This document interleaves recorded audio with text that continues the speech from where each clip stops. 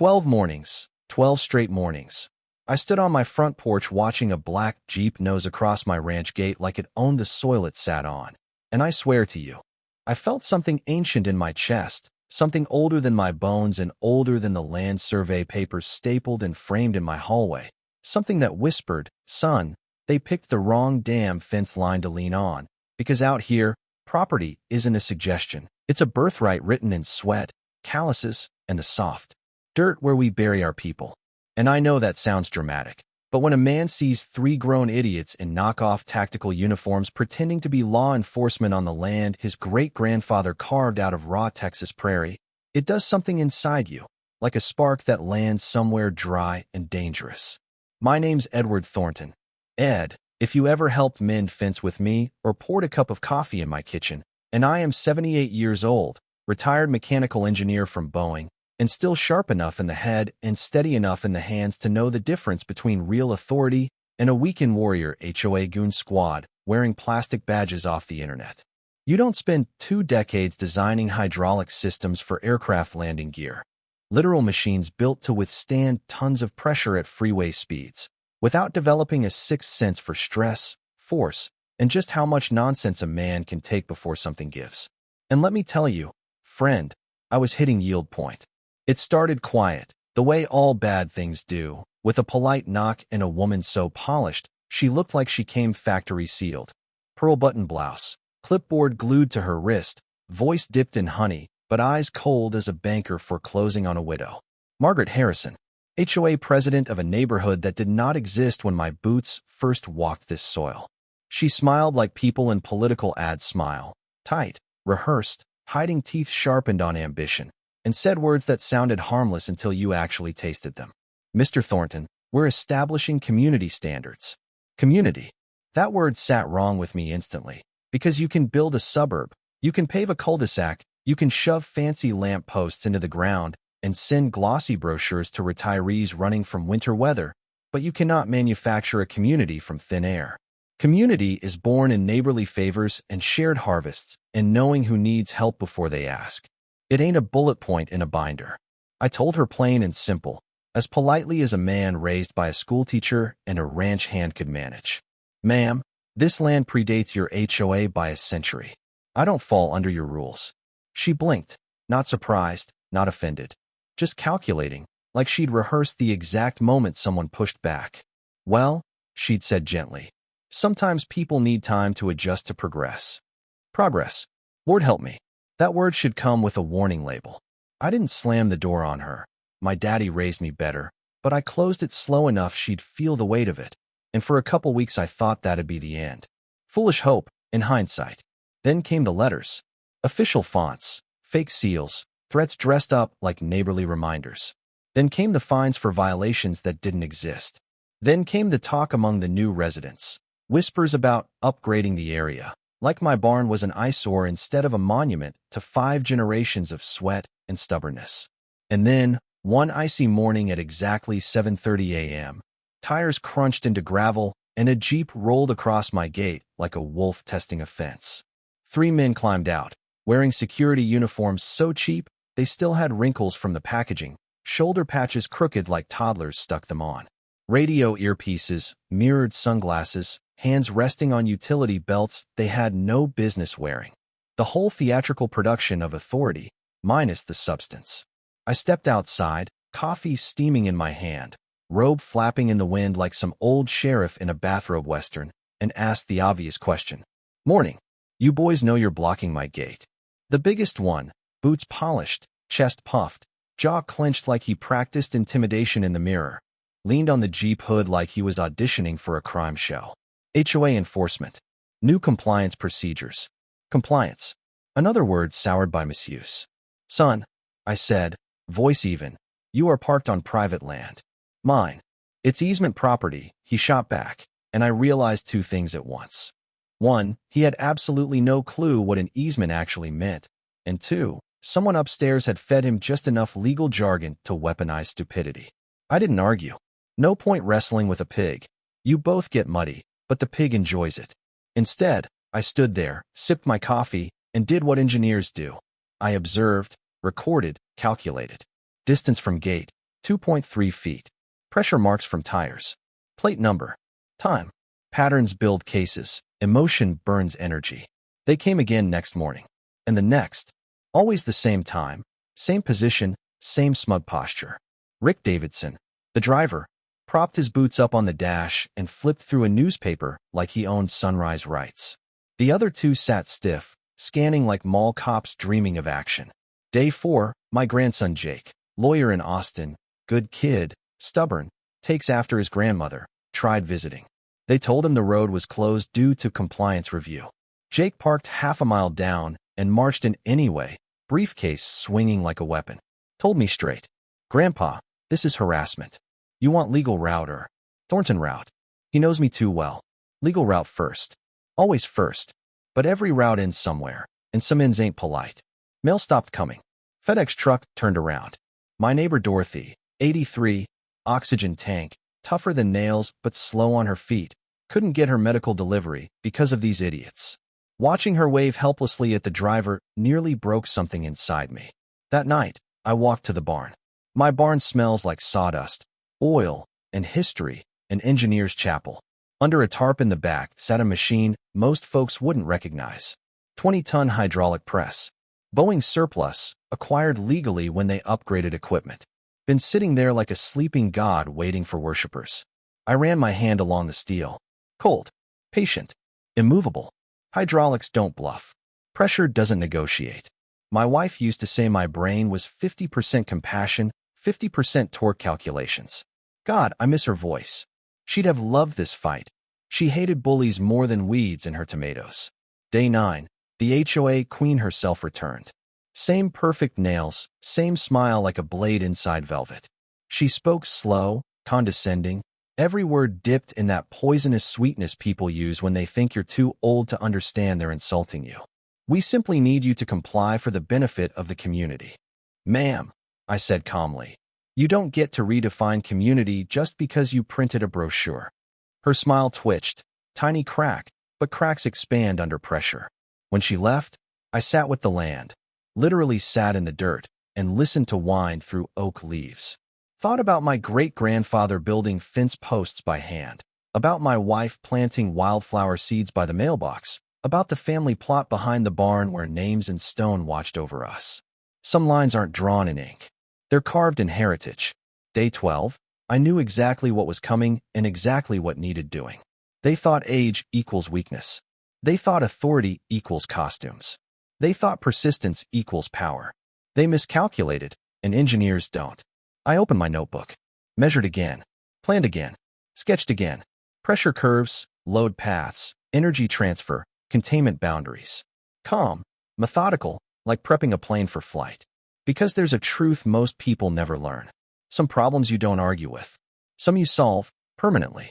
And on that 12th morning, with frost on the grass and the Jeep idling across my gate again, I realized something simple and solid as steel. If they wanted to keep bringing pressure to my land, I would show them what pressure really is. You ever feel a calm so deep it almost scares you? That's where I was on the morning of day 13, sipping black coffee from a chipped mug I've had since '79, watching that Jeep slide into place like clockwork, engine purring, tires crunching frost, fake badges glinting like plastic toys in the sunrise. And instead of anger, I felt something steadier, colder, like steel settling into the groove of a bearing. Because frustration is messy, but certainty is clean. And I'd reached the point where I knew exactly what kind of ending this story needed. The kind folks talk about over dinner, the kind school boards debate, the kind grandkids brag about like folk legend. But endings worth telling take time, and engineers don't rush structure unless they want collapse. That day wasn't for action. It was for tightening bolts, literally and figuratively. The sheriff stopped by around noon. Bob Mitchell, a good man with tired eyes who's seen the best and worst of people but never pretends otherwise. He stood on my porch, hat in hand, discomfort rolling off him in waves like heat off asphalt. "Ed," he sighed, "I'm getting complaints." "About trespassing on private land?" I said without blinking. He shifted his weight, scratched his jaw. "About you threatening HOA personnel." I laughed, couldn't help it. One of those breathy old man laughs that says more about disbelief than humor. "Bob, if I wanted to threaten anybody, They wouldn't need to file a complaint. They'd need new pants. He didn't crack a smile. That bothered me more than anything those goons had done. They're calling this a civil enforcement issue, he continued. So the county can't intervene. Funny how crime becomes civil when money's behind it, I murmured. Bob hesitated, lowered his voice. Ed, whatever you're planning, don't end up giving them ammunition. Those people look like they want to fight. I met his eyes steady. I don't start fights, Bob. I finish them. We shook hands, and I watched him leave, feeling a shade heavier because when good men are powerless, bad people get bold. That evening I pulled out the tarp from the barn corner, and the hydraulic press greeted me like a sleeping beast. Thick steel frame, oil-stained hoses, ancient control panel, the faint smell of machine grease and time. I checked seals, bled lines, verified gauge accuracy. 50 years of engineering habits don't die, they sharpen. Hydraulics work like truth, slow pressure, steady increase, undeniable results. No tantrums, no theatrics, just force applied correctly. I like that. Always have. By day 14, small-town gossip had done what gossip always does, rippled out like wind through wheat. Folks watched from porches, leaning on rails with crossed arms, the kind of silence country people have when they're waiting to see which way history tips. Even Dorothy shuffled over with her oxygen tank, shaking her head. Edward, she whispered, if you turn those men into paste, make sure I'm awake to watch. Dorothy, I ain't turning people into anything. I chuckled, patting her arm. But machines? Machines can be adjusted.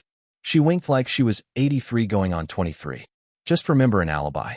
Old people always need one. Bless her. Nothing steals a man's resolve like someone believing in him. The HOA didn't slow down. They escalated like cowards do, louder when they sense they're losing ground. Flyers on mailboxes, threat letters, administrative penalties, new security patrols. At one point, they even staged a wellness check for me, which is HOA code for let's see if the old man cracks. They didn't like what they found. Coffee brewing, boots laced, calm eyes, clipboard full of tidy diagrams and timestamps. A man ready, not rattled. Then came the giveaway moment. The moment every bully eventually reveals motive. Margaret returned, alone, no fake deputies this time. No pretense, just desperation wrapped in expensive perfume and trembling control. Mr. Thornton, let's talk off the record, she said, stepping slow, heels crunching gravel like brittle promises. Far as I'm concerned, ma'am, I replied. Every interaction with you should be on the record. She swallowed hard, eyes flickering. I can offer you a substantial purchase agreement for your land, well above market. You could live comfortably elsewhere. Oh, there it was. The real scent under her perfume, greed. Ma'am, I said, my voice even, this land isn't for sale. It's never been for sale. Her face twisted, not with anger, but panic. The kind you see in gamblers down to their last chip, staring at a losing hand. You're being unreasonable, she snapped. You're holding up progress. I stepped closer, lowering my tone. Progress doesn't bulldoze history. It honors it. You ain't progress. You're a shortcut in heels. For a second, just a second, I thought she might break. Then she hardened again. People like her always choose steel over soul. Then you leave me no choice, she hissed. The HOA will continue enforcement actions until compliance is achieved. If you bring force to my land, I said slowly, don't be surprised when force greets you back. She left shaking. I didn't shake at all. By day 15, my driveway had become theater seating. Neighbors in folding chairs, coffee in hand, like they were tailgating justice. Word spreads. People sense when a story's building to a moment. And every dawn that Jeep returned, every fake badge flashed, every smug stare across my pasture, that was a nail in their own coffin. They didn't even know it. Jake came again, slamming his car door like punctuation. Grandpa, I swear if you end up on the news. Jake, I interrupted gently, sometimes you don't get to choose being in a story. Sometimes the story comes for you, and you either finish it or it finishes you. He stared, then nodded, slow, reluctant, respectful. Just don't do anything that gives them the moral high ground. Oh, son, I said, patting the press affectionately. Physics is moral high ground. By day 16, reporters started circling like buzzards. Drones buzzed overhead. Someone online posted crazy old Texan versus HOA tyrants. with a popcorn emoji. Internet loves a good David and Goliath story, and I had a slingshot made of hydraulics. But here's the quiet truth. Beneath the humor, beneath the grit and the righteous fury, I wasn't driven by pride or stubbornness or even vengeance. I was driven by graves behind my barn, by oak trees planted by hands long gone, by mornings feeding cattle alongside a father who said, "Son, a man's land is the ground his dignity stands on." I wasn't fighting an HOA. I was defending a legacy. And legacies aren't surrendered. They're protected. With memory. With patience. With pressure. On the night of day 16, under a sky filled with old stars and new satellites, I set the final timer, wiped grease off my palms, and whispered into the dark like a prayer. They wanted compliance. They're about to receive closure. And as the hydraulic press hummed like a sleeping storm waiting for ignition, I felt my heartbeat steady, not racing. No anxiety, no rage, just the clarity of a man who knows dawn will bring reckoning, and reckoning will be fair. Because some mornings rise quiet, and some rise heavy with purpose. Day 17, that one would rise historic. Day 17 broke with that strange kind of stillness you only feel before storms or verdicts, where even the wind seems to hold its breath and birds pause before deciding whether they're witnessing peace or history. And there I stood, coffee warm in my hand, spine straight, as the fence posts my great-grandfather drove into this soil with nothing but grit and borrowed tools, knowing today wasn't just another morning. It was Judgment Day, not courtroom judgment, not paper-pushing HOA judgment, but the kind the land remembers.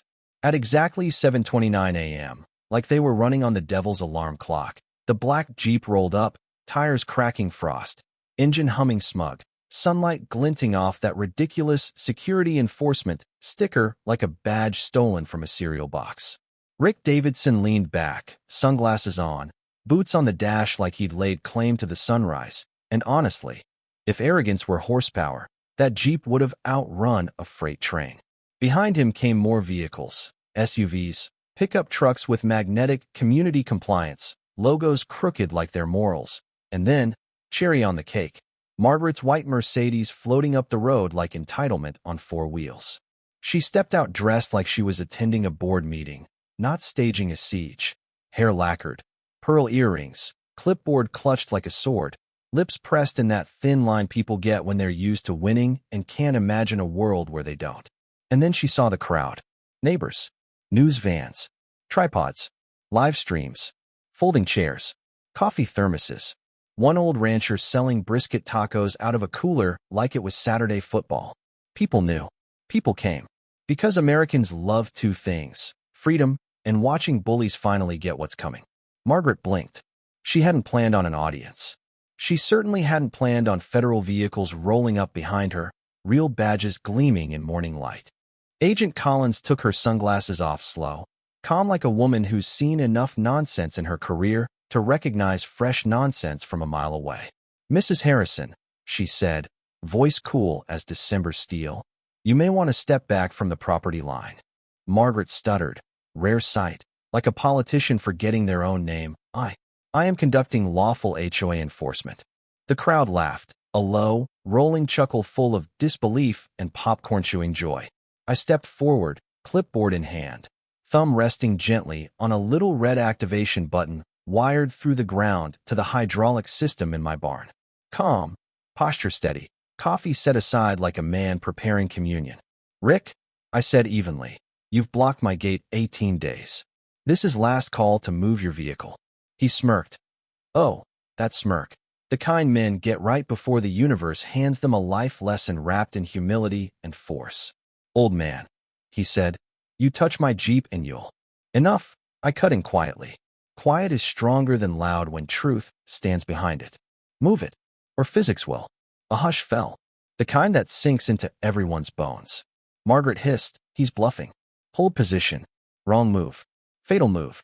I lifted the clipboard, looked Rick straight in the mirrored lenses of his sunglasses, and counted down so even the wind could hear it. 5.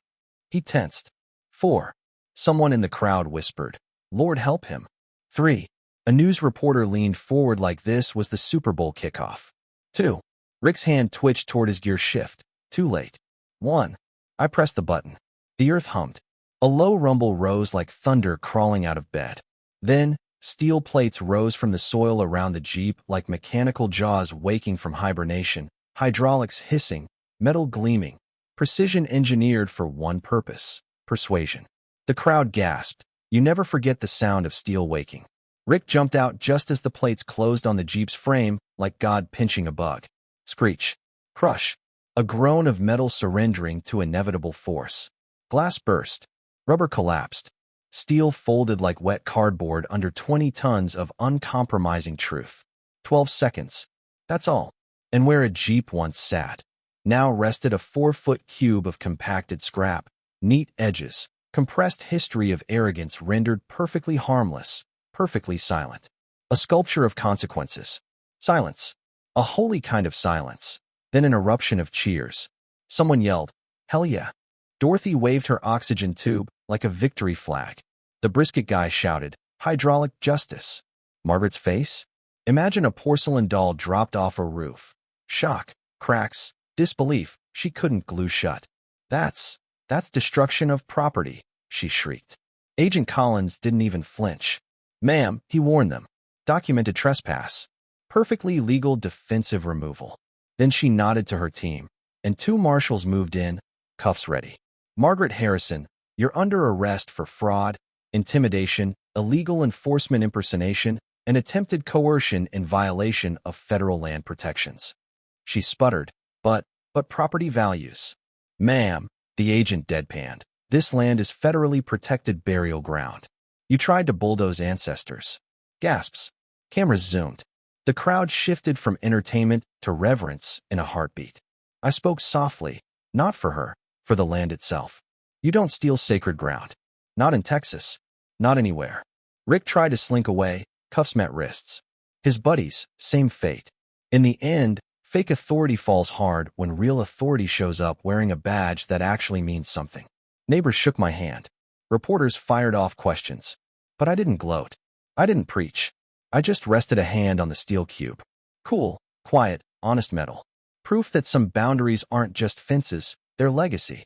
My voice was steady, but low, tired in the way satisfied men are tired. A man protects his land. A community protects its history. And physics. I tapped the cube. Physics always wins. Clapperboard, closing, reflection, and viewer challenge. So that's how it happened. Not a brawl, not a shouting match, but a demonstration of force, of patience, of heritage. Not justice by anger, but justice by principle and precision. And now I ask you, not as an old man with a press in his barn, but as someone who's lived long enough to see good land threatened and good people pushed, where do you draw your line? Where does courtesy end and duty begin? Tell me in the comments. Was I right? Was I wrong? What would you have done if someone tried to claim your family's ground with fake badges and empty threats? And if you've ever fought with an HOA, big or small, drop your story below. Because bullies grow in silence. And communities grow in truth. Like, subscribe, share. Not for me, but so the next person staring down false authority knows they ain't alone and knows sometimes the answer isn't violence. It's engineering with conviction.